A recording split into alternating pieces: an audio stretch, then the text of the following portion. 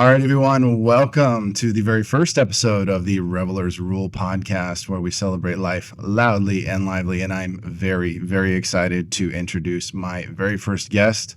She was a professor of journalism at Chaffey College in Rancho Cucamonga, my hometown. And she has also contributed pieces to the LA Times, the New York Times, the Washington Post. And she recently, well, as of 2 years ago, published her first book, and that is called Forager, Field Guide to, did I say that right? Yeah, Field Notes to Surviving a Family Cult. And she's also been on the Joe Rogan podcast, Megyn Kelly. She has been on Free Thought Matters. She's been on a number of podcasts promoting this book. Everyone, please welcome Michelle Dowd. Hello, Michelle. Thank you. It's so good to be here. I'm so happy you're here. Now, you are not just someone I saw like on TV or somewhere that happened to be from my hometown or live near my hometown that I decided, oh, she might be great on the podcast. No, this is like the world's smallest 20-year class reunion, except you were the teacher, I was a student. So about 20 years ago, I was in Michelle's creative writing class. Kyle, do you remember what grade you got? Yes, I do actually, because you had mercy on me towards the end of that semester. You gave me a B-. The only reason why is because, admittedly, I was not I didn't have the greatest work ethic. I'm very easily distracted. This is still true of me. And I missed a few assignments, but you very kindly allowed me to make up a handful of them, which gave me the grade that I got. And my wife, who I was dating at the time, she said, I'm amazed she gave you that grade because I don't think I would have given you that grade. So thank you for that. It looks better. I mean, a C is not a bad grade, but a B or higher is preferable. So thank you for being so merciful that semester. You're welcome. Now you can have mercy on me. I'll try. I'm actually going to put you on the spot for a second. Okay. I know it's been a long time, but what do you remember about me from that semester? I know it was a long time ago, so if you don't remember much, it's okay. I know you've had a lot of students. It's pretty impressive that I even remembered you at all. I'm grateful for that, honestly, because like it would be kind of awkward. We're like, you were in my class? Which one? And so we've stayed loosely connected over social media over the years, so I think that kind of helped foster the memory a little bit better. So I am glad that you remember me at all. So I made an impression that makes me feel good. So, and it apparently wasn't a bad one. That's true. Although I remember the bad ones too. Well, those are kind of hard to forget. Yeah, they really are. I feel like I have a really good head for names from the past more than even current. Like once I've learned someone's name, right, it'll pop out of my mouth 25 years later. Mm-hmm. But also, that was at the beginning of me teaching creative writing. So that's one of the reasons. Okay. You might have even been you were in my fiction class? Yes, I was. Probably 7A. If you say so. If you say. Well, I started teaching creative writing 20 years ago, so I really think you were in the first class that I taught. Well, that probably helps foster the memory even more so because I had a lot of fun. I remember a few like faces, not names, because I'm good with faces, terrible with names. A couple interesting personalities in that class. Oh, there's always interesting personalities in creative writing. Do you remember Vicky Talacro? That last name, I would think would stand out, but unfortunately, no. Okay. Well, I feel like she was in the same class as you. Yeah. And we're good friends to this day. Oh, that's awesome. And I helped her at the time, but she's now a professor at Chaffey College. So teaching creative writing, teaching 7A. So that's awesome. I'm nearly positive she was in the same class. I don't really have any way to look up old rosters. I mean, it's not like well, I'd imagine after a while they kind of just go away or they're archived and stuff. Yeah. I mean, but back in those days, we weren't even doing it on the computer. We were doing it by right. Very analog. It was very analog. Those were the days. Well, I think I might have been among like the first couple, if not the first couple of groups of people who could apply online to classes, if I remember correctly. And that sounds right. Don't quote me because my memory's fairly shoddy, but yeah, no, it was getting easier and easier to apply to classes and check your grades and things like that. So. Oh yeah, and now I would be able to check a roster because things are computerized. Absolutely. In those days, they were not. So you recently left your position as a journalism professor. I did. I just left. So how long ago was that, or how recent, I should say? I've had one semester off, and I'm running a business now called Forager Wildlife, which is just an extension of what I was doing with the book. Okay. And I love teaching so much. I've loved my profession. I've loved working.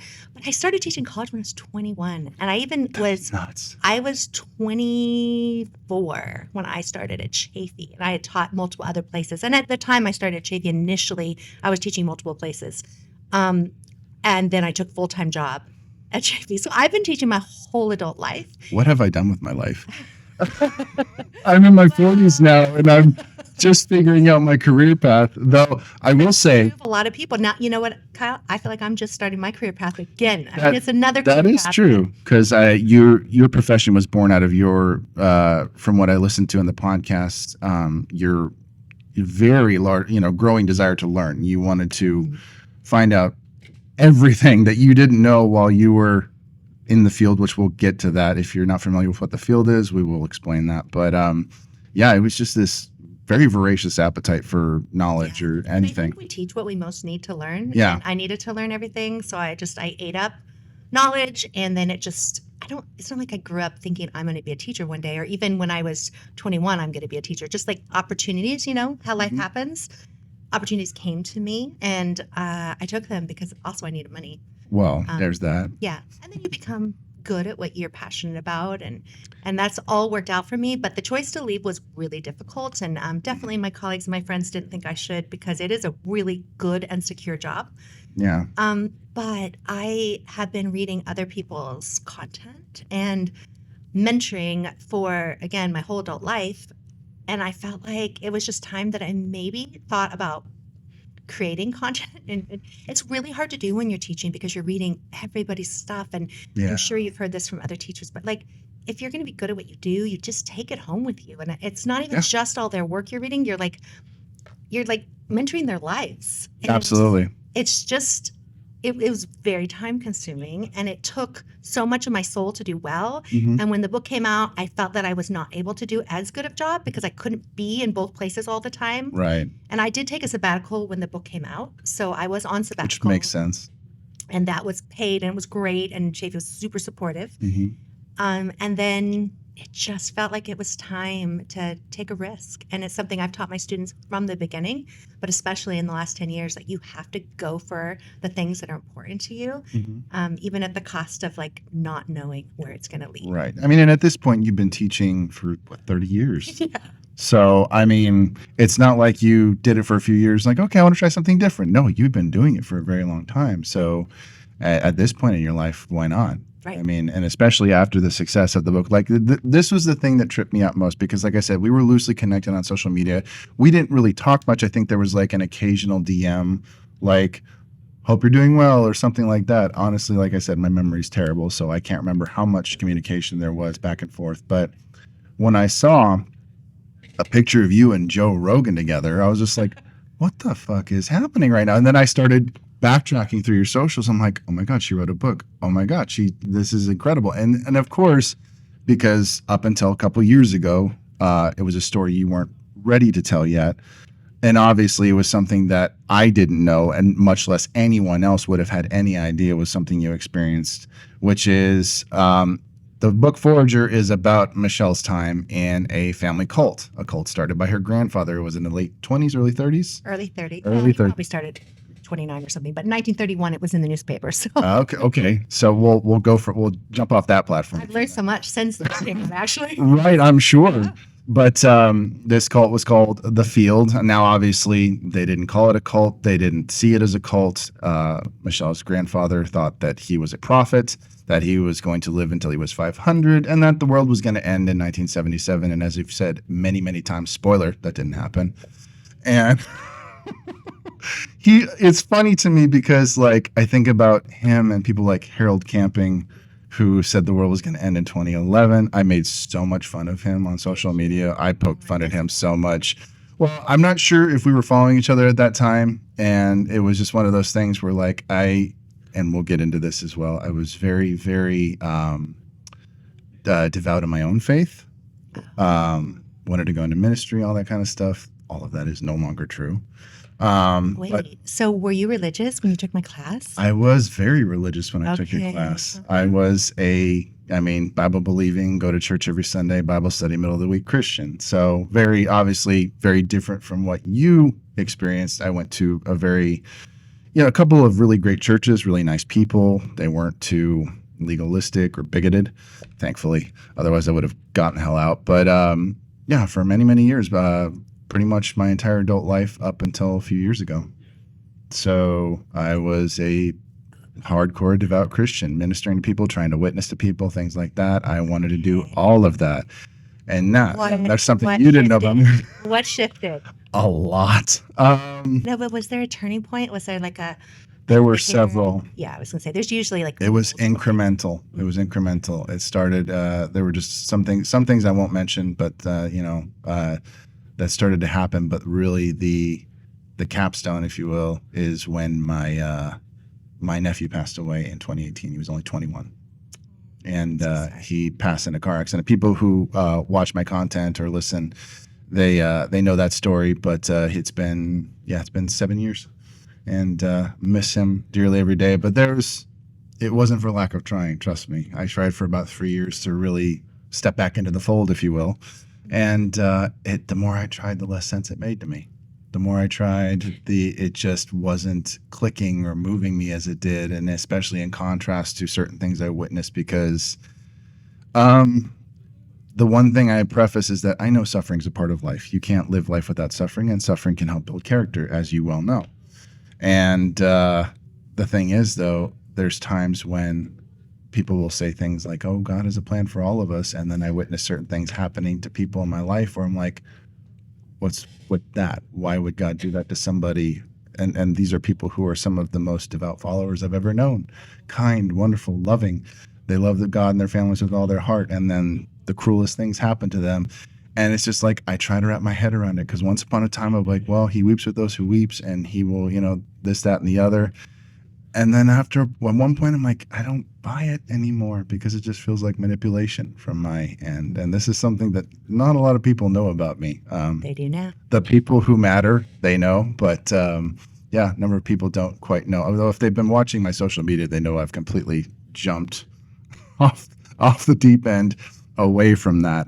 Or I could say got out of the deep end. And I no longer talk about things like that. I used to post Bible verses every day, highlight it. Different thoughts I had, different musings I had. And after a while, it's just like, no, I don't buy it anymore. And it wasn't because of some trauma that happened in the church or because of somebody I went to church with. I'm glad you had a good experience. I am too. That way it doesn't leave me feeling like resentful or bitter. If I have any issue, it's with my creator, and I'll leave it at that. So, which I'm one of many, so I know I'm not alone. You're not alone. No, I'm not alone. But enough about me. We can talk a little bit more about that in a bit. So you entered into the field at 7, because you're obviously. No, I was born there. So you were literally born there. Okay, got you. But you were there more full time at the age of 7, because you went to public school for a bit. Until 7. Until 7. When I was 7, we moved up to the mountain to live. And before that, we lived in the valley. And I was still part of the organization completely. Right. But at the beginning, because we were the first children born there. So from 1931 to 1966, nobody ever got married there. It was just like a celibate sort of, in air quotes, organization. And so my parents were the first couple that was ever married at the field. And no one who was ever married at the field has ever gotten divorced or even separated. 100% of them are all still together to this day. And my mom was the founder's daughter, and he didn't want her to be an old maid. And so he married her off to one of his boys, who was really a man, but they called everyone boys. My dad was probably saying that. Yeah, they do. They called everyone boys. Obviously, I wasn't born yet. My sister was born first. So she was the first kid born in the organization. And so after that marriage, they started to let other people get married there. And there were 2 other girls born right before me. So between my sister and me, we were the first 4. And it was not yet, they didn't know what they were going to do about things like school. And there wasn't, they eventually began a school, but at that time they had teenagers in school, but they didn't have the younger kids. And then of course, once we went to public school, it became scary to them that we could learn things that were on the outside. And I'm really grateful for my time in public school. No, really for sure. Grateful. Of course. But like my younger brother never went, and my younger sister went 1 year. So I was very grateful to get kindergarten, first and second grade. I have something in common with your brother because you were mentioning him during the podcast about how your book was the first book he read since high school. That's not necessarily true of me. Your book is the first book that I have actually started and then continue. I'm not done yet. Wow. I'm at the point. You should not admit that on this podcast.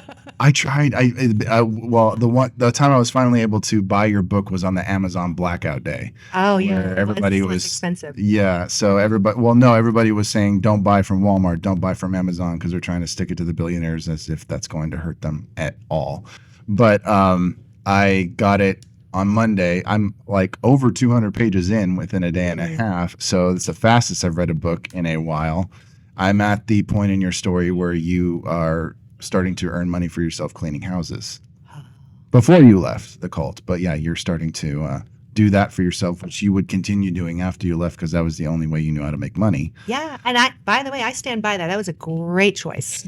And I'm proud of the work that I did as a house cleaner for many years. I'm the one who cleans my house most of the time.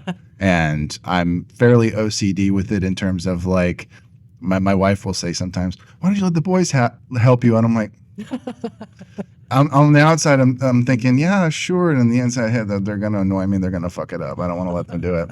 But I know that's bad because they should learn to do that stuff. And I'm trying to make sure they do. And they are doing more of that. But yeah, when it comes to the house, that's my job. And I do it every day. I swear I'm going to die in my kitchen because it's never clean. It's never clean. Like salt of the earth. It is important. I enjoy it. Needs to do it. I enjoy it. And especially if it's a yard work day, that means I can light up a cigar and work in the yard. Any excuse that I can find to light a cigar I'll take it. So we're going to have to talk about cigars. I will say about house cleaning that I did learn a lot from house cleaning because I worked for people on the outside and I learned a lot about what they kept in their homes, right.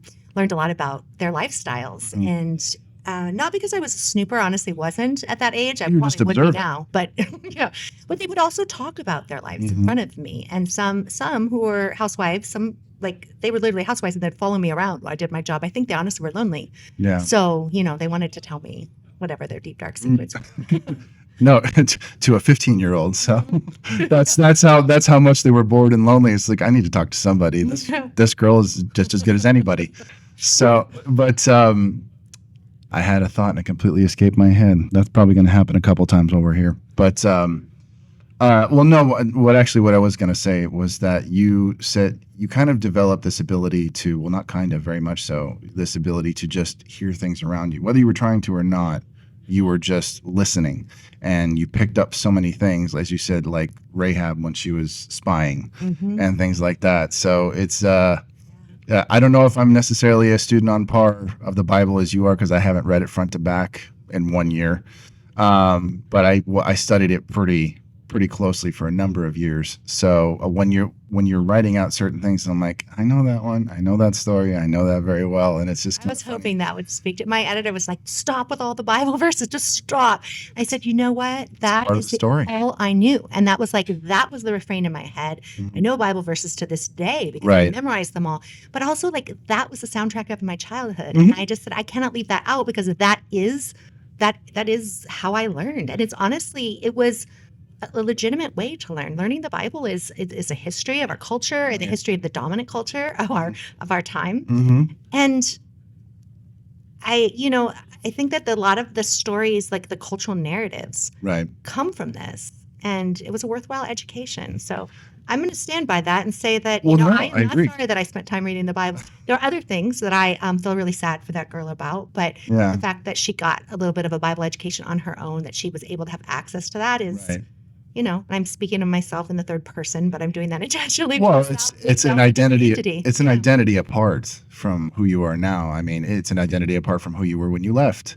And I've been hearing from so many former members since the book came out that knew me when I was a little girl. Just so many. I mean, I get letters to this day that will just pop up on one of my socials or my DMs.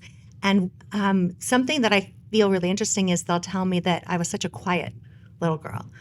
And I can see that based off of what I've read. Yeah. And I think that what it was when they knew me when I was really little, I was just always observing. And I feel like that is a survival tool, because if you observe, then you can figure out what you need to do to get what you need. Right. You definitely developed, from what I've read, is an aptitude for words, which makes sense because you taught journalism. You were, a very, dedicated reader and writer. But it's funny, I'm seeing words in your book I've never heard before. Just like when you were a kid, I'm like, and I try to simplify that quite a bit. Well, no, it's not like this overly complicated thing where I'm like my brain does a short circuit or anything like that, because I use words every day that no one else I know uses, things like that. Bring it on. I try, but it's just one of those things where, because I'm not trying to like wax intelligent or anything like that, but I'm just like, I don't want to sound too stuck in slang, if that makes sense, because there's certain words that I use every day, especially with my kids, having grown up in the early 2000s and things like that, utterly different from like, the same age bracket in the early 90s and things like that. But it's just like, there's certain words that like I refuse to say, and there's others that I'm like, well, this works just as well as anything else. Like I find myself, and because of my kids mostly, I find myself saying bruh way too often because of my kids, especially when things are like really getting frustrating around home. I'm like, bruh. But I'm like, oh, well, it's just a part of the narrative. It's dating you for sure. It's dating me a little bit, but people still say it. So I guess it's not dating me too far back. So here's the thing, though, about what some people would call big words. I'm just a believer in precision of language. I think if you can find the right word for something, then your ability to communicate is more effective. It's rubbed off on my kids. See? Because they will say things like in a way that I don't feel like kids their age normally say. Like my youngest, who just turned 7, will be talking about something. He's like, well, actually, Dad. And then he'll go into this whole thing. And I'm like, you're too smart for me sometimes, just because he'll like go into this explanation and like, either the kid's going to be a lawyer or he's going to be a troll on the internet. I don't know which one. But maybe both. Or maybe there'll be a whole new system by then. It's moving very quickly. So. Oh, you don't have to tell me that. So I have eyes. But no, it's from the time I was, fairly young, I wanted to make sure that I was saying things correctly, and I didn't want to just, fumble over my words. And learning, quote unquote, big words, or words that were not typical for somebody as young as I was, was something I liked, and I read a lot, and so I would pick up those words and things like that. I wasn't really that observant, not like you are, because I could be like sitting in front of someone and not be aware they're talking to me. It just depends on where I'm at and who I'm with. Not a great skill set for a podcast host. Well, I'm engaged with you because this is intentional, because if I'm doing stuff around the house, or if I'm in the middle of something and then somebody's trying to talk to me, I could have an earbud in, the water could be running. And then all of a sudden I hear my name yelled very, very loudly. And I'm like, what? I was talking to you. I'm like, I'm doing things. I'm sorry. You need to like tap me on the shoulder or something. I'd like to take a quick moment and thank the sponsor for this episode of the Revelers Rule Podcast, and that is Apostate Cigars. The two gentlemen that own Apostate Cigars, Brandon Ovison and Kendrick Wolstenholme, are really, really great guys. They have been wonderfully supportive of pretty much everything that I do, and they have been incredibly generous with their time and their resources. And their cigars are just fantastic. Like this one right here, I am smoking the Sword of Laban. It is a nice Corojo with a mild but very, very deep flavor. And if you like your smokes a little long and you want to be able to sit back, relax, and enjoy, then this one is definitely for you in kind of a Lonsdale Vitola. With 8 blends in the Apostate lineup, you really can't go wrong. There is something for everybody, and there is definitely an incredible story behind the brand, which I will get to in the next segment of the podcast. But I definitely want to say a special thank you to Brandon and Kendrick of Apostate for being so supportive and agreeing to sponsor this episode.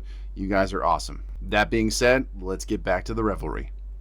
Speaking about being intentional, we are smoking these cigars. I want to know a little bit about this. I am smoking something called the Initiatory, which is a gorgeous name, and the art on this is beautiful. And it's called Apostate Cigars? It is called Apostate, yes, which I thought was incredibly appropriate for this, because that's essentially...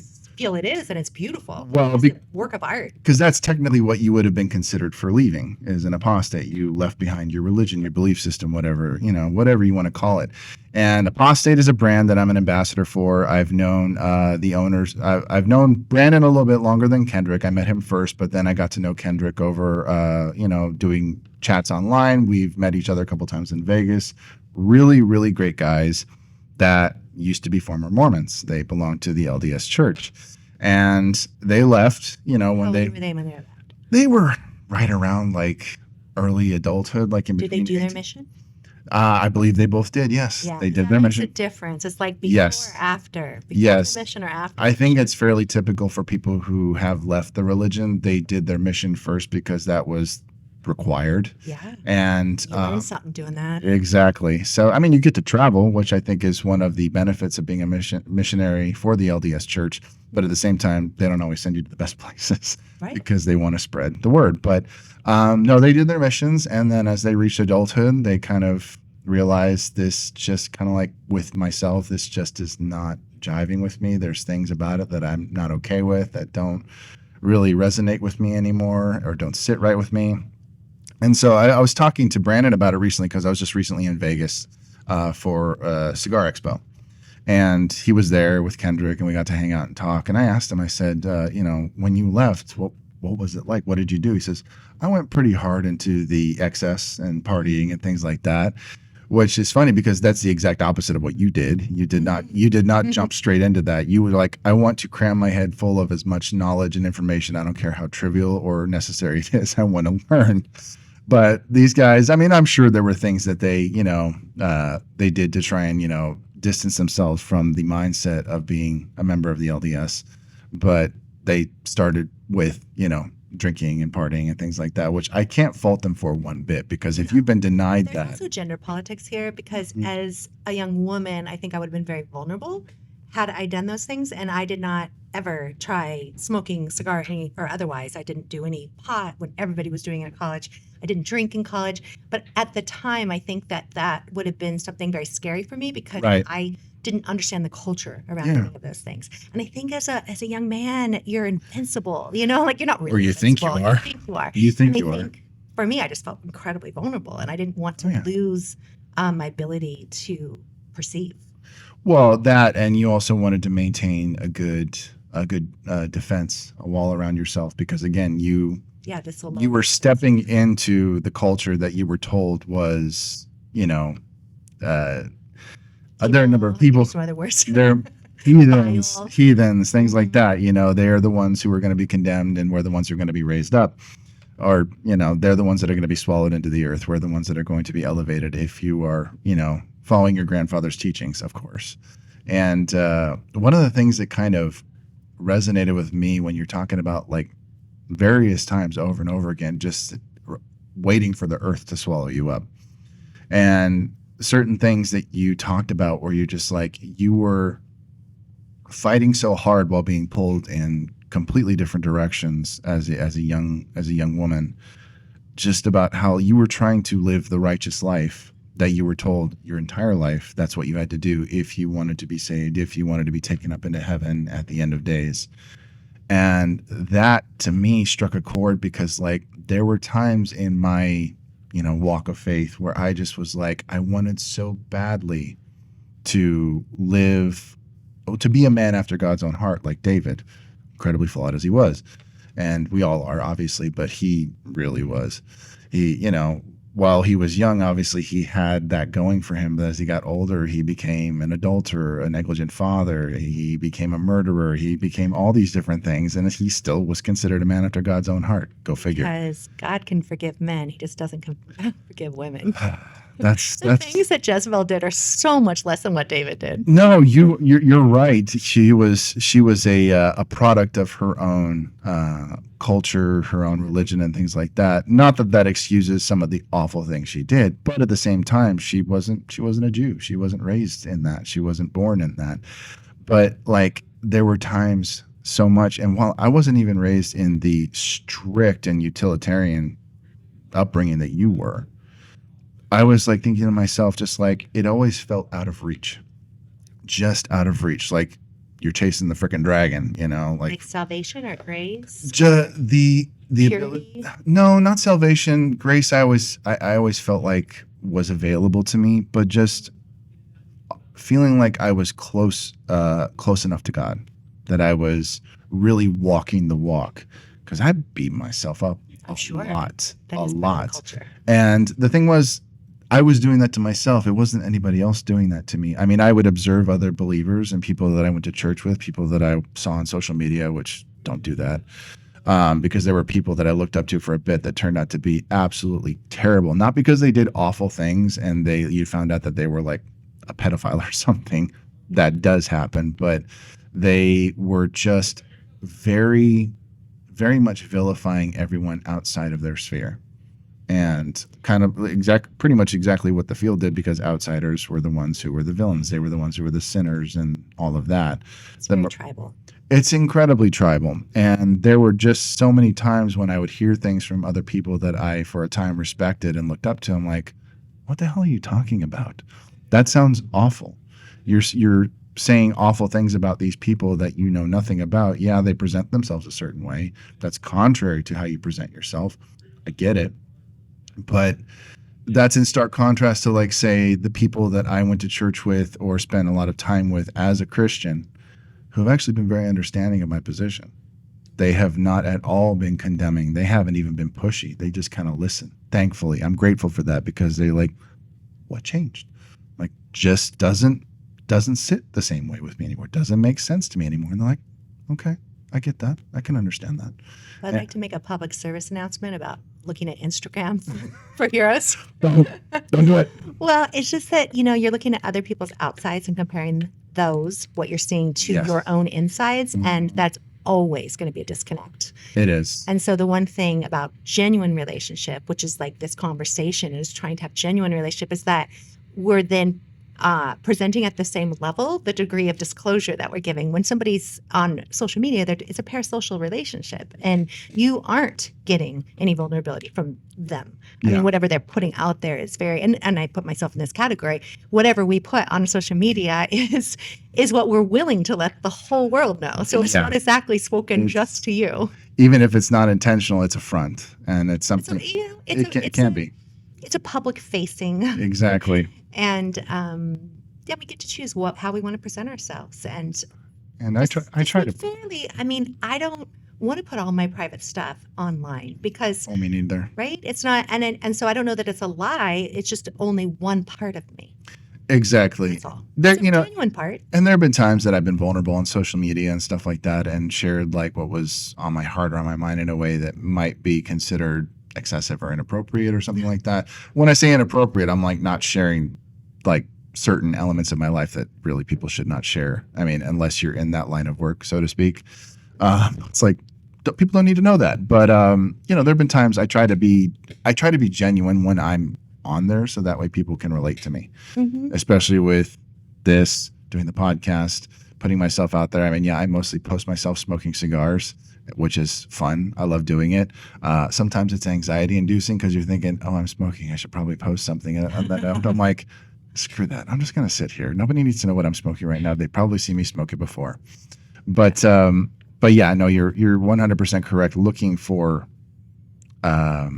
heroes on social media is ill-advised, just because, not to say that they aren't there, but they're also only presenting a certain version of themselves. Right. And I don't fault them for that either. Mm-hmm. I think that on a good day, what social media can provide is opportunities for connection and to look a little bit deeper. So if you want to make a connection, you can reach out or whatever. But also, if people are representing a brand, you can look into the brand, mm-hmm. and there's nothing wrong with that, Or no, I mean, you want to learn about cigars, social media is a good place to learn about that. That's how I got started with this. Yeah. I've been doing this for almost 7 years. So I can to give you a quick breakdown, because we've only followed each other for so long. You recently just followed me on Instagram, because I think that you realized you weren't actually following. It's okay, because I do that too. Where I'm looking at a person that Are you contacting me? No, it's all good.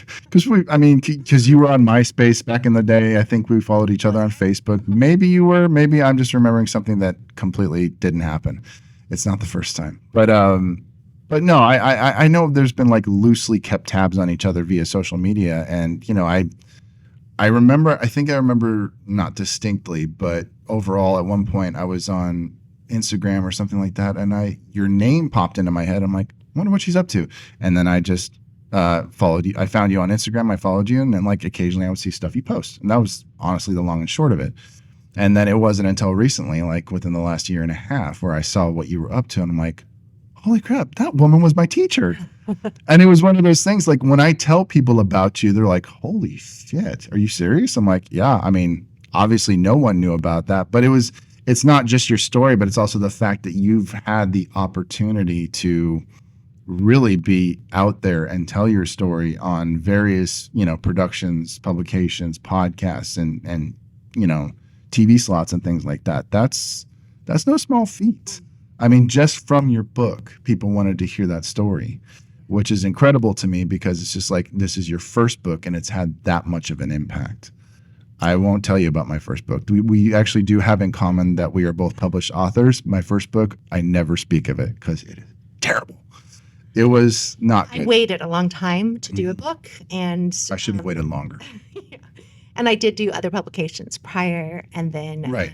I am in the major publisher Hachette, who did my audio and all that too. Mhm. They're one of the top 4 publishers in the world. So when you get a contract like that, you're connected. You have the resources. You have the resources, or they have the resources. They allow you to use the resources is what I So mean. I think that makes a big difference. No, of And, course. you get vetted, and they do pretty extensive background check. They're fact checking. They hire outside fact checkers. So when people question my veracity, I'm like, listen, you can question my memory, but like they check the basic facts. Like they don't like just put their name and money on a book that hasn't been vetted. Right. It's like, if you want that, you can do self-publishing. Right, exactly. And no shame in that. But if I had what I did. self-published, I wouldn't have had a platform. No, And I really honestly didn't think about sharing the book when I was writing it. Right.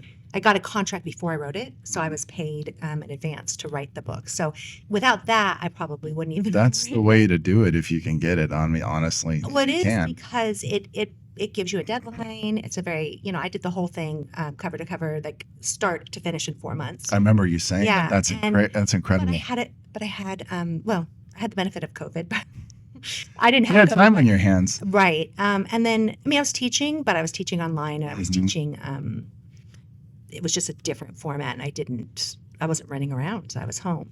But the contract, I really feel like made such a huge difference because I put on paper, I signed my name that I would finish this book, and there was restrictions. Like, right, it had to have a certain amount of words. It had to have but my editor never looked at it. She talked to me at the beginning, et cetera. There was obviously a game plan. And then Right. she said, knock yourself out. If you need something, let me know. Other than that, just write it and then turn it in, And so it was really nice not to be micromanaged. And I will tell you That is that good. people are like sometimes really hard on the book industry. And I think that unless your book does well, you don't make any money, all of that.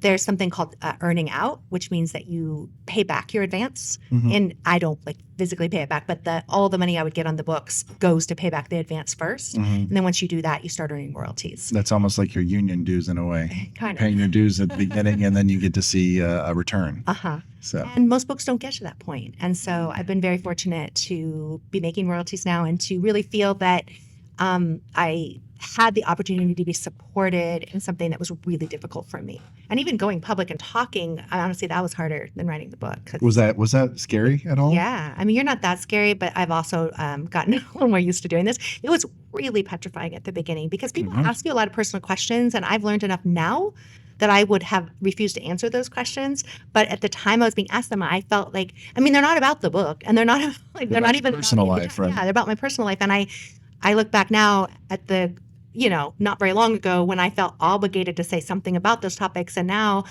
I would just say, I am choosing to keep that part of my life private. And I noticed that on Megyn Kelly. Oh yeah, so many things. I felt like secondhand embarrassment because I'm like, oh gosh, why did she ask that question? Because I could tell you were flustered, and it was just like, that's not cool. Nobody cares about that. Well, yeah, well, Well, people do, but those people don't matter because it's like and sometimes I'll just be like, to be fair about this, like, it's not just my story to tell. right. So that's the other thing. When people are asking you all sorts of questions, and even about my kids, and she gave me a hard time because I used the word partner, but I was like, but the thing is, the kid I'm talking about is not married to this person. So what else? I mean, like, and he's like, well, we call, whatever. But I also don't think that my kids, like romantic partners, whether they're married or not, is public record because they didn't sign up for this. No. And anyone who's been close to me also didn't sign up for like me talking about them in public. And I feel like no. there's a lot of boundaries.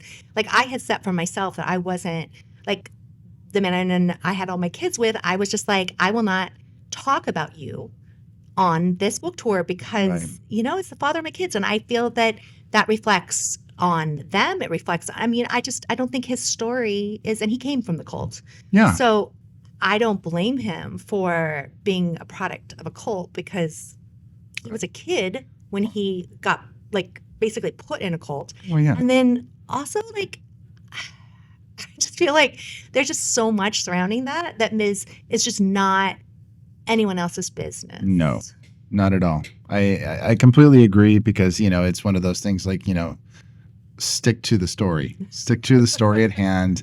Anything outside of that, obviously what you're comfortable sharing and things like that. Some people are a little too loose with the personal details, which if they want to be, fine. If they're comfortable with that and their family members and friends are comfortable with that, that's perfectly fine. I have experienced firsthand what not to do when you're like, especially like when I got doing social media for cigars and things like that, there were a couple people I pissed off unintentionally. And I got a text immediately after because they were watching the live stream like, why did you say that? And I'm like, oh shit, I put my foot in my mouth. And it wasn't even anything overtly personal.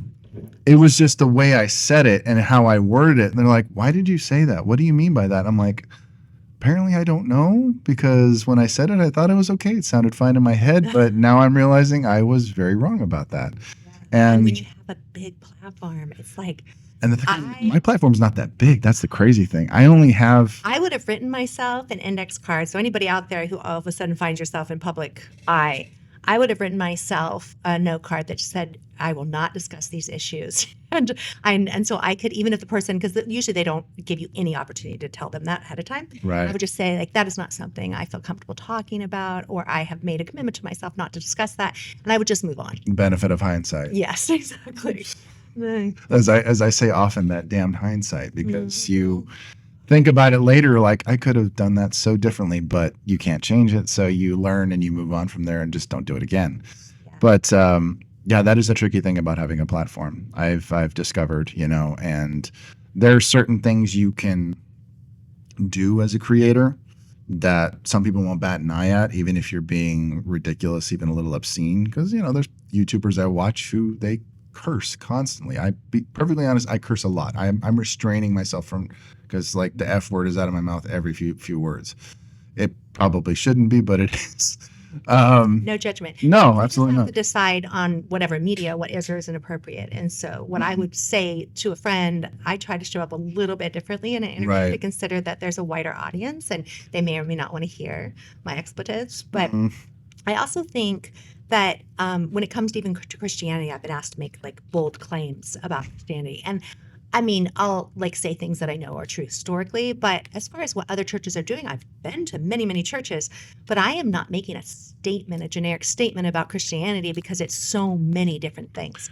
And people's belief systems within Christian churches, even people in the same church, believe really different things. Oh, you don't have to tell me. Yeah. I've seen it firsthand where it's just like, where are you getting that? That's not in the Bible. The pastor didn't even say that. Which kind of is a nice segue into, talking about like religion in general, because, some people might be surprised to find out that you're not anti-religion whatsoever. Even though you experienced a really, really harsh and negative upbringing in a religious community, I'm anti-control, like high control groups. Exactly. And even if someone's doing a high control group that's not religious, I think that when we start controlling each other, then like it's just a power, it's it's a power structure Mm-hmm. that has nothing to do with whatever belief system. Exactly. It's just power, and absolute power corrupts absolutely. And we can use all sorts of things like God, this idea of God, to manipulate people and to get them to do what we want. And I think that people sometimes do that without even knowing that that's what they're doing. Well, an image came to mind when I was thinking about this, when I was thinking about what we were going to talk about, is I picture like a regular everyday hammer. And you put it in the hands of a certain person, that person is going to be like, okay, I'm going to use this to build. I'm going to use this to repair. I'm going to use this to restore. And then you put it in the hand of another person. It's like, I'm going to bash your freaking head in, or I'm going to do this to you. It's going to be violent. It's going to be painful. It's the same thing with religion. In the hands of certain people, it's either a tool that can actually help benefit, structure, even heal for some people. Because again, I'm not against religion either. I have no disrespect or judgment for people who want to follow, a religion, as long as it's not hurting people, a harmful religion, because there's way too many of those. Some of them are mainstream, and I won't name them because we all know what they are. But I'm sure not everyone does. But I would say, though, that like the thing is, like, a person's personal belief system that is very different than imposing your belief system on other people. And I try very hard to say, this is how I operate, or this is the value system that I work with, and I'm happy to share. For the most part, I will share people, like my values with people. Yeah. But I don't tell other people that they need to, or that my particular values are divine and come from God, and therefore you are a bad person if you don't do it my way. Don't get me started. So that's where I think that the line is. And if people want to belong to a community and they have shared values with the people in the community, and everyone's above board on that, great, fantastic. Well, like something that's a recent development in my life, because my wife, she wants to go back to church with the kids, which I don't have a problem with at all. Okay. And she wanted me to go to, and I'm like, at first I was kind of fighting it. I kind of told her where I'm at and things like that. And then I was having a discussion with a guy I work with who's actually a former pastor. His, I won't go into too much detail, but his congregation pretty much deserted him after his wife divorced him. And, there's a million stories like that. Common story. Unfortunately, yes. But he still has, a faith of his own. Not quite the same as it was, not necessarily in the same vein as the church he pastored or any other church. He's exploring it himself. He's figuring it out. And him and I were having a discussion. I kind of had a realization where I was just like, you know what? I'm going to go with my family, because I don't want to be the reason my boys don't go to church. I don't want to be the reason my boys reject that belief, because that doesn't help them. That hurts them a little bit, because it's like, I want them to go and decide for themselves. I want them to go and explore it themselves and see what they think, just like I did when I was a kid. My parents dragged me to church. I didn't want to go. And then, after a time, I fell in love with it. I enjoyed it. I had a positive experience. Are you willing to say the church on the air, or is it private? There were a couple of churches here in Rancho Cucamonga that I attended. With your kids. Oh, the church that I go with my kids. I'd rather not, just because it's a great church. There's great people there. I know a number of them. So you may not know this, but I also sent my kids to church. Yeah. And I sent them very specifically, which I will name, to United Church of Christ. It was the Claremont United Church of Christ Congregational. Yeah. And there's a very progressive. There's very progressive pastors there. The different pastors now than there were. But I taught church school on Sundays, and I taught world religions. And I asked at the beginning, because we all supposed to sort of contribute our time. Studied world religions and at Chafee. Oh, awesome. So I studied that in college too, but I also did it in grad school. I did a minor in religious studies. And I at University of Colorado Boulder. And so I said, listen, I don't believe in Judeo-Christian God, but I do think that there's room for, young people to explore lots of things. How comfortable are you when it's my turn to teach these 6-week sessions if I teach all the world religions comparatively? Right.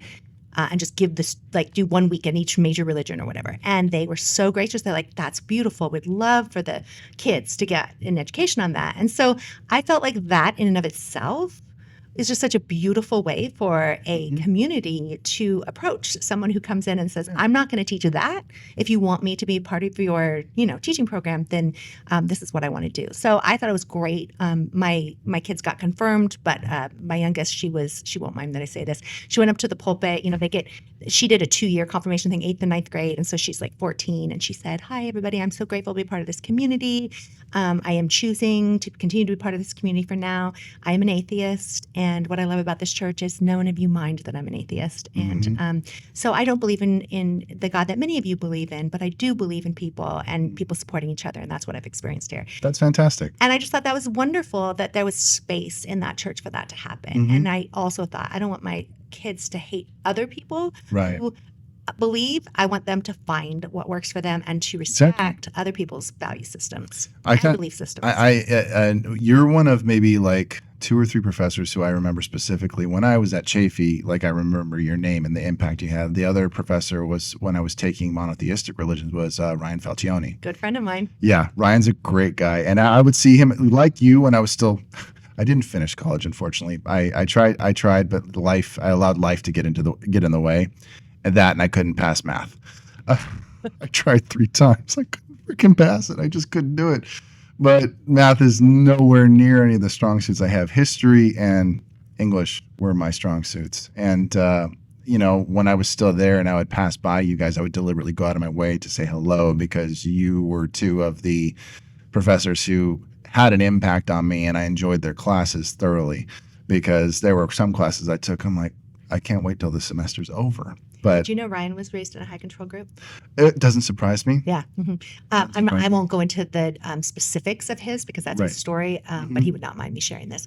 And we didn't find that out till later, and before the book came out, of course, like much earlier. But he and I compared being raised. He was also raised as a kid in basically a cult, not like mine, but he was speaking in tongues and doing things like that as a kid, and just.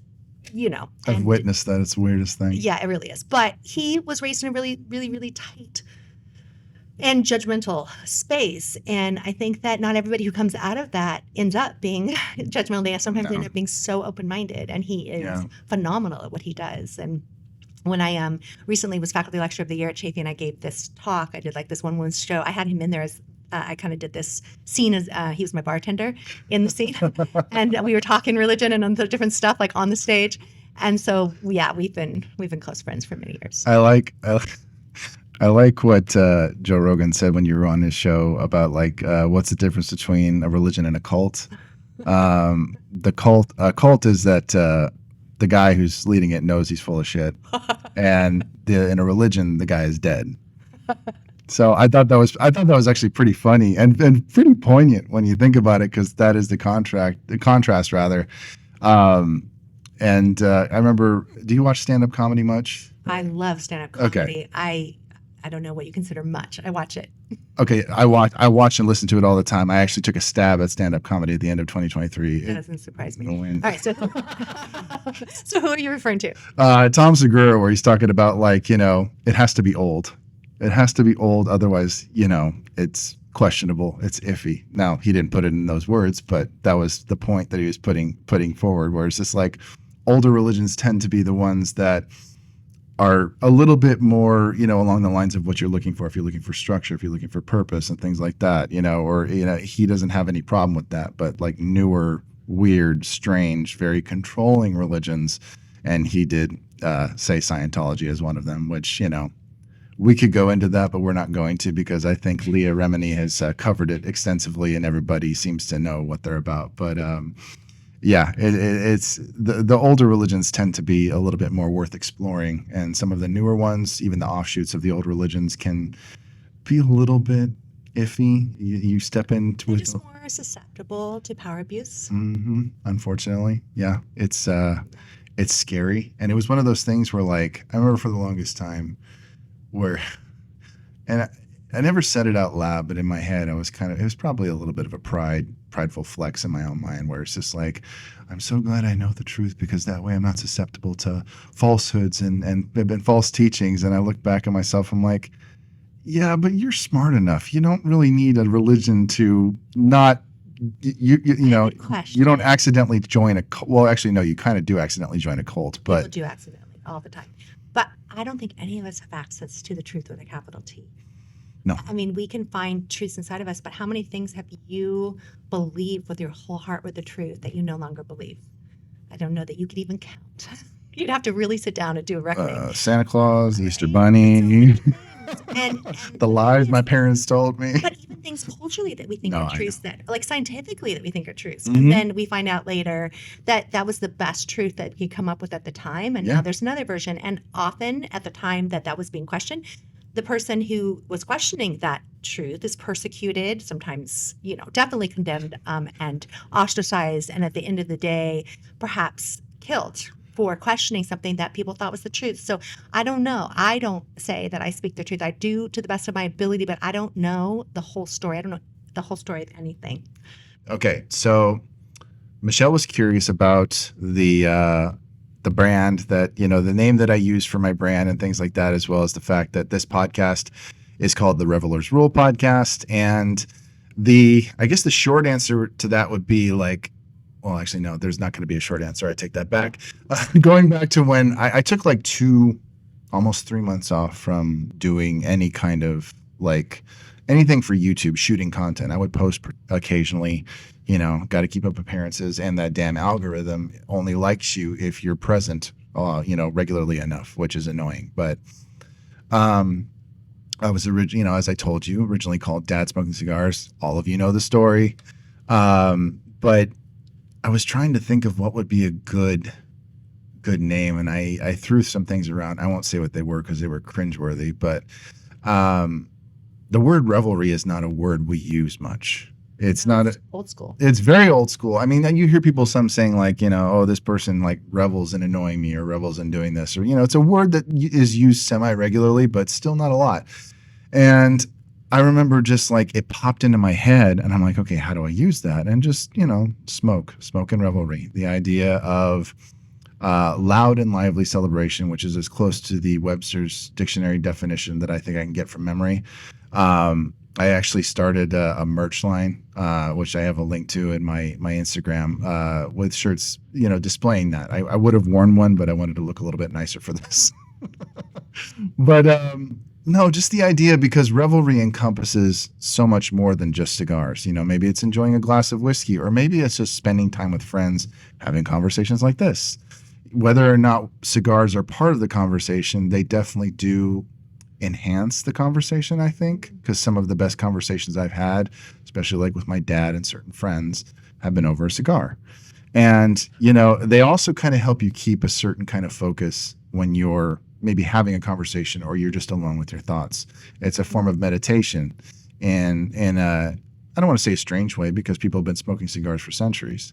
But to quote Ron Perlman, and I actually have a sign with this quote in my studio, some people meditate, I smoke cigars.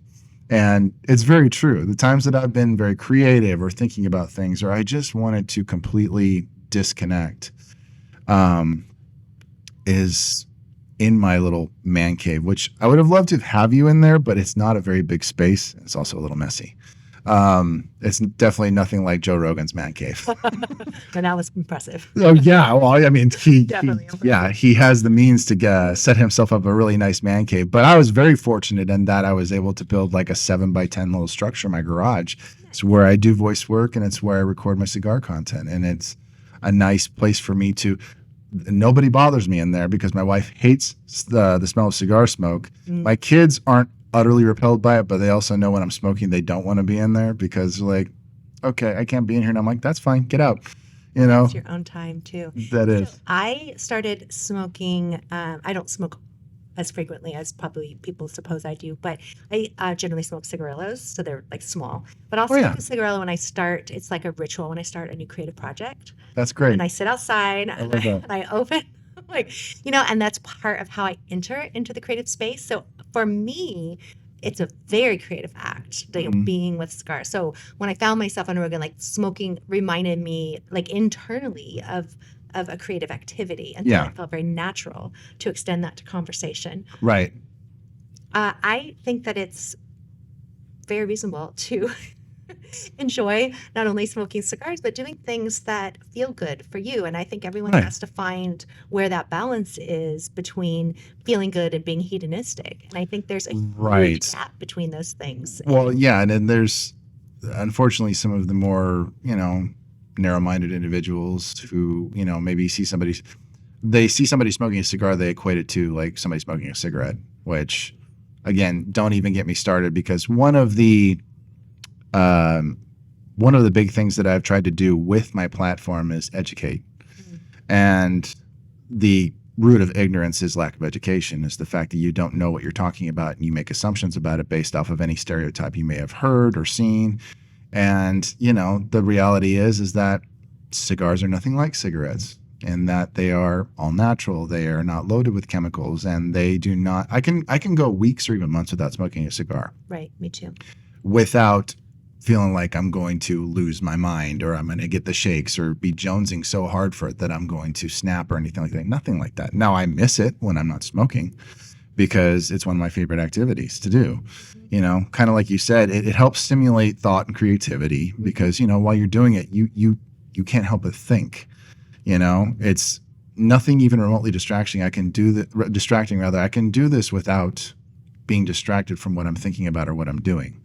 Unless I accidentally inhale, but that's an entirely different story. But no, it's a source of focus, I think. It is a source of focus. It really is. I mean, I know this is going to sound weird, but you know, the hand to mouth kind of helps with that because it's a different kind of repetition, and repetition kind of helps solidify certain things in your brain. Absolutely. Even if the repetition has nothing to do with what you're thinking about or what you are actually doing, you know. It's also kinesthetic. It's what? I'm sorry? It's kinesthetic. Yes, yes, yes, so absolutely. Just like writing by hand, which I start projects by hand, like that is an intent, and and that is always where I start because there is something about that kinesthetic activity too that doesn't happen with a computer. No. And a computer's a valuable tool for sure. It's great for editing. It's great, obviously when you're sharing material because it refines what you've already written down in a way that people can consume. Because don't try to read my handwriting because it is garbage. I write like a pharmacist. Like, have you ever noticed that their writing, it is barely legible, much less readable? Purpose. On purpose. Yeah. On purpose. Mine is very unintentional. I haven't practiced my handwriting enough for it to be better than it is, you know. Unlike my mother-in-law who practiced calligraphy, so she has very good handwriting. But I do used to be taught in schools. Yeah. You know, that calligraphy, like this idea that it was a social grace to be able to communicate. But people were sending handwritten letters all the time. So you would really want your handwriting to be not only legible, but to be beautiful. You want part of the aesthetic experience. You want to know how stunted I am when it comes to like even something like as simple as Microsoft Word, because I'm so used to using a smartphone or a similar device. Whenever I'm trying to type something, I get annoyed when it doesn't automatically capitalize or correct certain words. It's so bad. I've gotten very hobbled by that, and I need to break away from that. I haven't written in a very long time. It's something. Let this be an invitation. You know what? Honestly, I need to. I've been encouraged by a number of people because my main focus has been voice work, which is something I'm very good at, and something I enjoy doing. And if you ever get bored, go to my Instagram and watch some of the videos I put up from impressions and things that I've done, because it's a different type of immersive creativity where, yes, obviously you are portraying different characters and things like that. But even the times that I have just done advertisement, it's just my voice. Now, not my typical voice. Like the way you hear me talking right now, because I've been talking for a while, my voice tends to get deeper. It tends to drop because either my throat's drying out or it's just what happens when I talk. It's fun to do just because you are stepping outside of yourself. Maybe not necessarily being a character, but you are doing something with your voice and how you communicate that is very atypical to how you sound every day.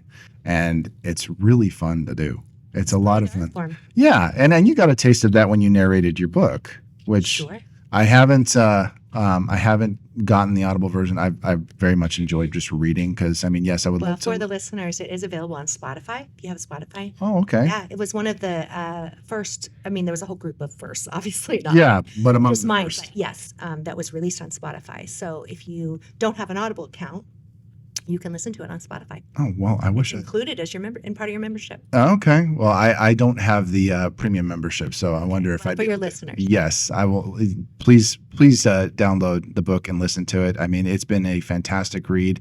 I wish I had finished it before I got here, but I knew I needed to start because I was just like, I've heard your story I think I listened to pretty much every podcast you were on, just because I wanted to have it in my head. I wanted to have the story readily available to recall to memory, and it's a story that is just one you don't. I mean, I think most of us have at least once watched a documentary about a cult or something along those lines, and usually they typically revolve around Jonestown, Waco, and things like that. Those are different ones that I've consumed myself, just because there is a very morbid fascination with them. Oh yeah. Because did you know there's a cult directory? Yes, I heard you talking about that, and I was just like, at first I was like, that's trippy, but then I thought, no, that makes sense. Yeah, and FBI knows about these cults. And do you know there's over 10,000 cults in the directory? And I didn't learn about the actual directory. In fact, I thought the producer might actually be a little bit like messing with me. I mean, this wasn't on the air. This is after. But she had already verified the cult specifically that I come from, and she had looked up the names of the different names it's been listed under. Oh, man. And that was the Frank Buckley interview I did. It was the producer for that show. And that was the first public interview that I had done. Wow. And so I found out right away that, of course, they're not going to put you on KTLA without verifying this. And so they look up all these things. But I think the thing about cults, and I had said this prior, I'd done some other interviews, but they hadn't gone public yet. They were smaller podcasts. But here's the thing. The ones you hear about are because they went up in flames. But there are tons of cults that exist right now. Yeah, successful cults active that are active. That you have not heard of because they're not either huge, but they're authentic, like small cults that control people all over this country. I mean, all over the world too, but like in this country right now. And so that's something that I really started learning more about after the book came out, is just what an important conversation it is, in addition to the morbidity of all the, it is watching true crime or something. But I think that people need to be aware that you could find yourself in a cult situation, and that also people you love could find themselves in cult situations, and they're not talking to you about them while they're in them, for the most part. And just some of the consequences of having spent time in there. I mean, Steve Hassan talks about this a lot with the Moonies, because he joined the Moonies. Yeah, I watched a little bit of that podcast. And he also was on Joe Rogan, but years ago. Yeah. And I feel like it's just something that people don't, I think they think it's archaic, like this used to happen and it doesn't happen anymore, but it still does. Well, it stems from the inherent desire that we have to belong, to be a part of something, to believe in something. And unfortunately, like, you, from your upbringing up until you were 17, those only 3 out of 4 of like the main like inherent desires we have were fulfilled, because you were part of something, you belonged somewhere, and you had a belief system, you had something to believe in. Yeah. But that one last desire was not really all that fulfilled, to be loved in your environment, which is another thing that I have noticed about most cults, even though there are cults who try to proclaim, oh, you're loved here, we embrace you here. And unfortunately, a lot of those cults tend to use that language for perverse reasons and things like that. And pretty much under all circumstances for high control groups is that you are only loved if you are observing and practicing the party line. And the party line is often changing, and you don't get to contribute. There's not shared governance. You're not voting on these things. Somebody is in charge, and they are dictating top down what you must not only believe, but what you must do. So it's your thoughts, your actions, your belief systems, your access to information. There's just so many different elements of that. So the book I'm working on right now, by the way, is called Prodigal Daughter. Yes, I wanted to talk about that a little bit. And I am not going to reveal all of it, but one of the things that is a theme in there is pleasure.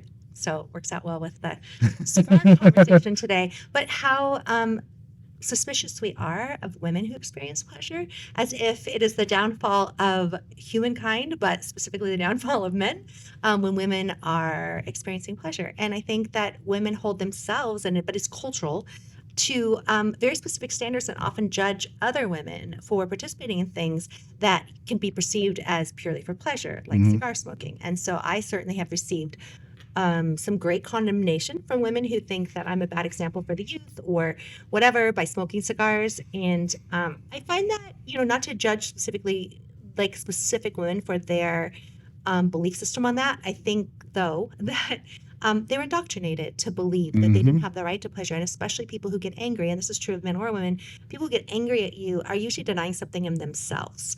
And they're angry about it. yes. It's an internal. And then they project it onto you. It's an internal, unacknowledged anger that they might not even be aware of, but they see somebody doing something that they are depriving themselves of, which, if you don't want to smoke cigars, if you don't want to drink, I mean, obviously there's no judgment for that. I mean, of course not. You don't. I don't sell these. I'm of not course. trying to encourage people to take on any particular habit, but there's lots of people who don't drink who are also, very hedonistic in other ways.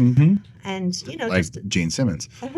All sorts of people. But, you look at I don't want to get too political, but there are people in power right now who are very opposed to alcohol, but they also do other things that I find questionable. And I don't think that drinking or not drinking makes you a good person. And there are people who need to stop drinking because of what it does in their own lives. And of course, I support people in making that choice for themselves. Yeah. Especially if the consequences of drinking are hurting themselves or others, then exactly. Of course that's not the right choice for them. No, of course. And there's people who are addicted to all sorts of things but just because someone could be addicted to something, gambling or anything else, doesn't mean that all people should be prohibited from doing something that adds pleasure to their life. Well, talking about women smoking cigars, which there has been a massive uptick of that, and I would say within the last 10 years or so. I've heard that. Well, if you ever get a chance, and I'll pass a few of these Instagram handles off to you so you can look at their profiles and check out what they do. The majority of like the women cigar smokers in the community, they're the ones who have the biggest followings.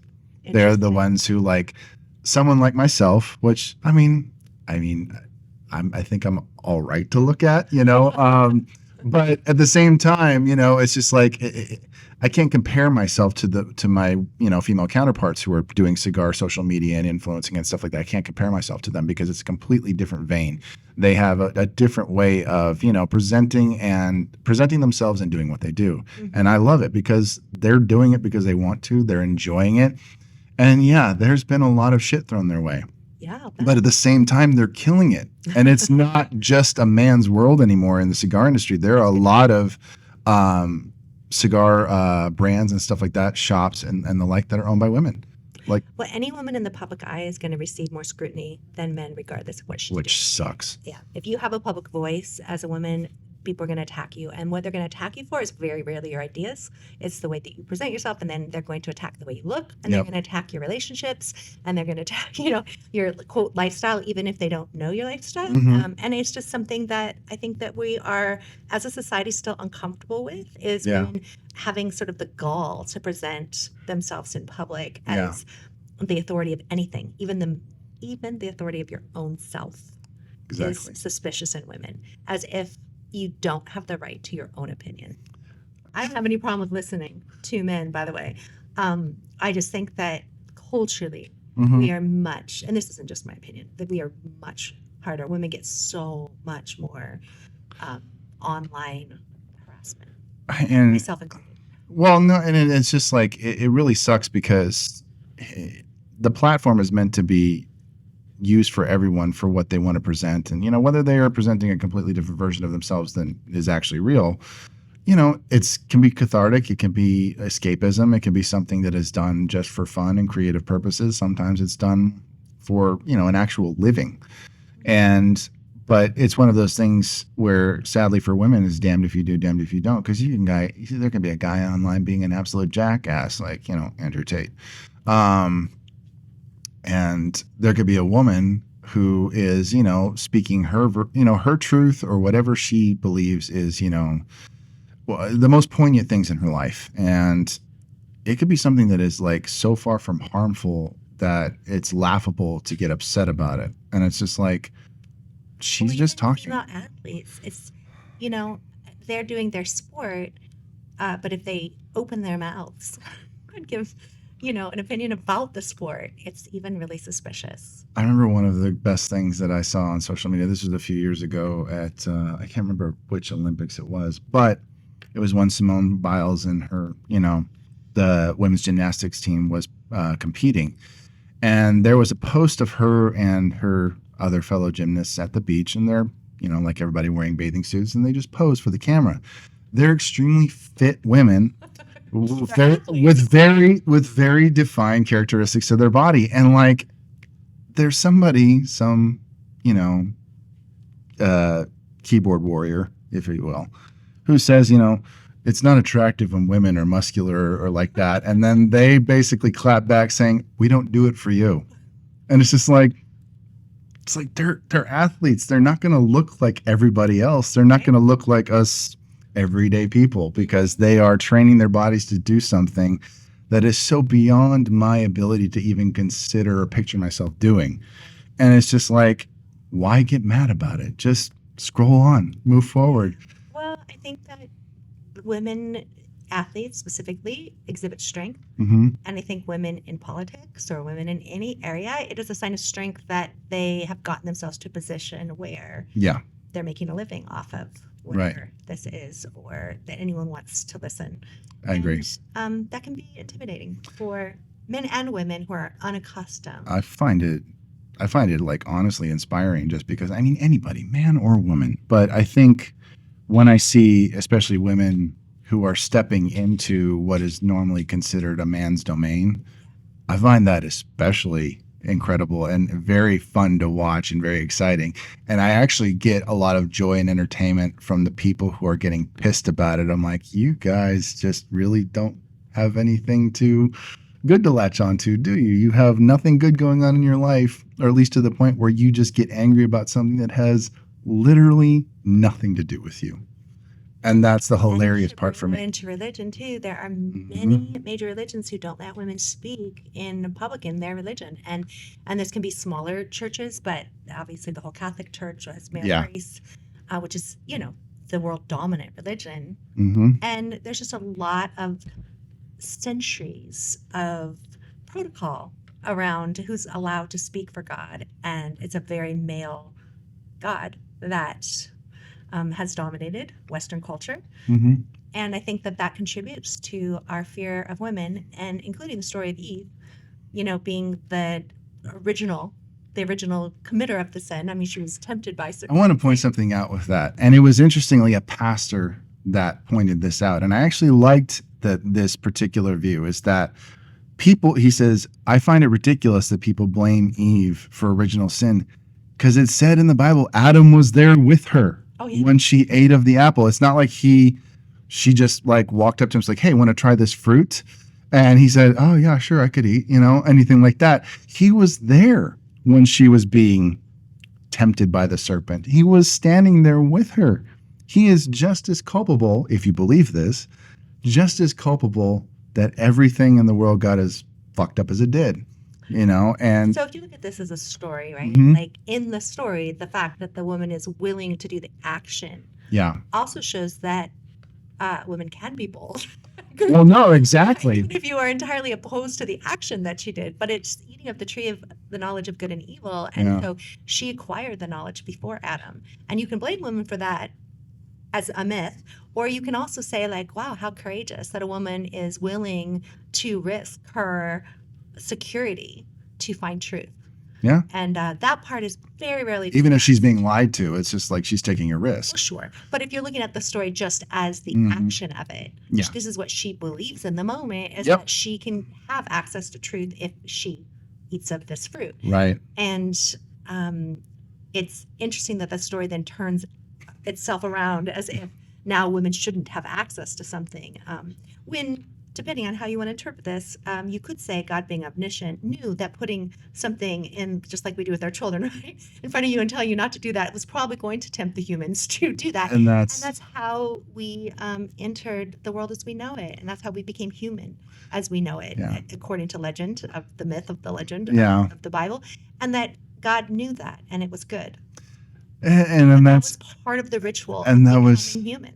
And then that's one of the main contentions I have with, because I do believe in God, but it's one of the main contentions I have with him, is the idea of that there's certain things that I understand that, that can be that he can let pass and things like that. But there's other things where I watch it and it's like, I'm not even going to pretend that I am remotely the source of any real righteousness in this world. I mean, I try to do right by myself and my family. I try to live as good a life as possible. I don't always succeed because, like you said, I'm human. And that is part of the human condition, is our flawed nature. Regardless of what you believe, we're flawed and we're finite. But the fact that certain things can be let to pass that I look at, I'm like, what was the purpose of that? Because my main thing is, if God is real, and if, the God that I followed for many years is real, the idea that like there's certain things he will allow us to endure to make us draw closer to him. And that is the thing I cannot abide by, because it feels like manipulation to me. Well, it might also be the story that you're being told around that. So, Maybe. You say you believe in God. So I would say that it's quite possible that whatever God that you believe in, you don't know that God. Maybe. And I would say that, like, I don't know what God wants. I don't have any idea. Right. If there's a God who created all this, and I'm absolutely willing to say there is, I am not going to tell you what that God looks like. I'm not going to even use a male pronoun around that God, because I don't know. And I know that the stories that were created to help us understand that were also recorded with an agenda. So it's not, but those weren't the only stories that were told. Those are the stories that got passed down and, inscribed by the monks for the oldest game of telephone that ever existed. So my point is, I don't know, and I don't know what causes any sort of results in the universe. I know that there's some laws of physics and things that we believe we understand that we may also find are a little bit different than, the law of gravity has even changed, like our understanding of that. Oh yeah. And certainly whatever God is certainly outside of our ability as humans to fully conceptualize. And we say God made us in his image, and we use that male pronoun, but we also could just as easily say that we created God in our image. I think that is very true. I do believe that is very true, that I think over the centuries we have created a God in our own image. I mean, it could belong to any religion. But there's no major female deity left in this world. No, not one that is widely recognized. Recognized. Of course, there are individuals who, but there's really no matriarchy left either. I mean, there's some discussion of how much there ever really was matriarchy. Unless you look at a lot of Native American religions, which was a lot of matriarchal societies. Well, there have been some, but I'm saying currently, no, I know, there is no society that has succeeded. And I mean, I can give theories on that. We could talk about that until talk about that forever. But, women still inside of our bodies are creating the next generation over and over and over, and that is in itself a godlike act. Well, I mean, again, not that men don't contribute to that, but the female body is. I'm going to quote Jim Gaffigan about that. He's talking about how, like, you think about the miracle of birth. He says it's amazing because a woman can grow a human inside her body, and then after 9 months of gestation, she can deliver that human through her body, and then by some miracle, after that baby is born, she can feed that baby with her body. And when you think about the male contribution to birth, it's really embarrassing. And I have to agree. I have to agree, because it's just like, because he said, I helped too for like 3 seconds. You got that impersonation pretty. I wouldn't be good. I wouldn't be good at voice work if I couldn't do an impersonation. So I'm better at Christopher Walken and other celebrities like him. So that's more my shtick. But I also try to come up with my own characters and things like that, because that's how you get the jobs. As a woman who has given birth multiple times, I will say it's not as easy as it looks. I never assumed it was. My wife, God bless her, both of our boys came into the world via C-section, and thank goodness, because like my oldest, he did not want to come out. He was comfortable where he was.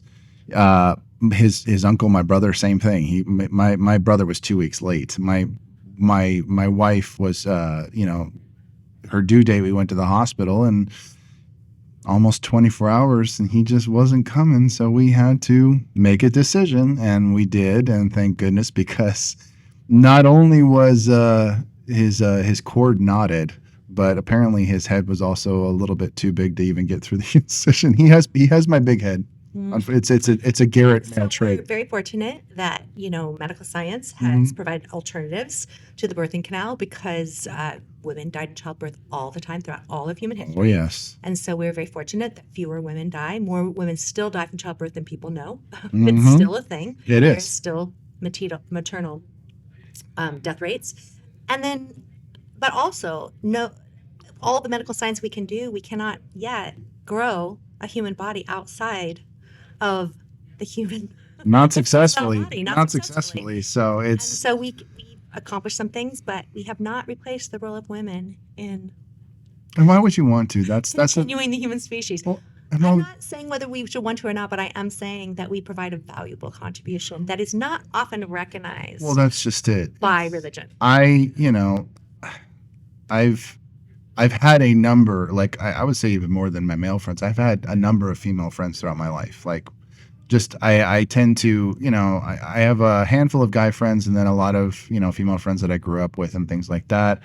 My mom was a Spitfire, still is, for a number of years, pain in the ass, but I love her to death. She's really great with me and my kids and all of that. But, one of the things that my dad actually taught me was at first, he's like, you respect your mother. He says, you respect and love your mother because if you don't, I'm going to kick your ass. And that stuck with me because it was just like, it was a precursor to how I was taught how to interact with and treat women. Not to say that I've always been, a 100% complete gentleman throughout my life. There have been times I've been less than gentlemanly and I was not, nice to certain women that I knew. But one of the things I learned young was like, if you're going to be friends with a woman, make sure she was better off for having known you. Like if you part ways at some point, if you are no longer talking with each other, maybe you never see each other again, make it so that way if she ever thinks about you, it's not this like, oh my God, he was a prick or anything like that. So I think that's good advice for any relationship. No, I agree. The person better off. We call it the campground rule, right? Yeah. That, leave it better than you found it. Yeah. And leave that person better than you found them. They should walk away from knowing you if a relationship ends, and it doesn't have to be a romantic relationship, but all our relationships, people should be glad they knew you. Maybe they're sad in the moment that they've lost you, but yeah. I have a dog. She's 14 now, and she's going to pass away this week. I've scheduled that with the vet. I'm so sorry. It is. It's devastating. Actually, you have Australian Shepherds, right? Yeah, it's my girl Lola, and I just feel like I'm a better person for having known Lola. Every dog I've had, I feel the same way. Even the ones that I had to say goodbye to, however prematurely. Even the ones that had issues and stuff. So I'm so devastated and sad that she's leaving, but I'm so happy that I got to have a relationship with her. We have that right now. Yeah. We have a dog that's part Aussie. She's a mini Aussie Labradoodle. Oh wow! And she is the sweetest damn thing that I've ever. This is the most loving dog I've ever had. Wow. But no, we're gonna have to wrap up this conversation. But if you want to have me back, we can continue. Because we could go on and on and on, and I think we've jumped around to a lot of really great topics and things like that. And I do want to mention for the listeners that I'm working on a lot of new projects, and some I'm not quite ready to announce yet. But I understand. Yeah, I have a newsletter that comes out every Friday, and it's through Substack. But you can sign up for free, no obligation ever to pay for anything. Forager Fridays is what it's called. Yes, and I will be announcing some other opportunities if people want to continue some of these conversations. I've got some things in the works. As I said, I actually have business and LLC now, and I have some things that are about to come out, just like your show, that like you're really on the cusp, but I'm not quite ready to announce. So if you follow me over there, you'll be the first to know, and I'll let Kyle know too. And so yes, absolutely. And obviously, case in point is if you haven't heard of the book, you haven't read it yet, please pick up a copy of Forager, Field Notes for Surviving a Family Cult. Michelle goes in depth into her experiences from when she was a child, recalling with very, extensive detail to the best of her memory, what she experienced while in the field. And it is very captivating, very moving, and it's going to tug at your heartstrings quite a bit because I can almost guarantee you that it's a story unlike anything you've ever heard. So please pick up a copy and definitely read it, or go on Spotify, download the audio version, or on Audible. Michelle narrates the book herself. And so you'll get the best of both worlds, hearing her story straight from her lips. So definitely check it out. Michelle, thank you so much for agreeing to be on my little fledgling podcast. You've been on so many in the last 2 years. It's incredible. And it's also wonderful to see you again after so many years. And thank you so much. I appreciate you being here. Thank you, Kyle. Thank you for introducing me to your community. And I look forward to doing this again sometime. No, I hope you guys enjoyed the podcast. Please tune in next time. I hope to have episodes out every single week. And you're going to want to tune in to see who the next guest is. And maybe somebody who has written a book, been in a movie, or just a buddy of mine who decides to come hang out. You never know. So please tune in next time, and we will see you guys then.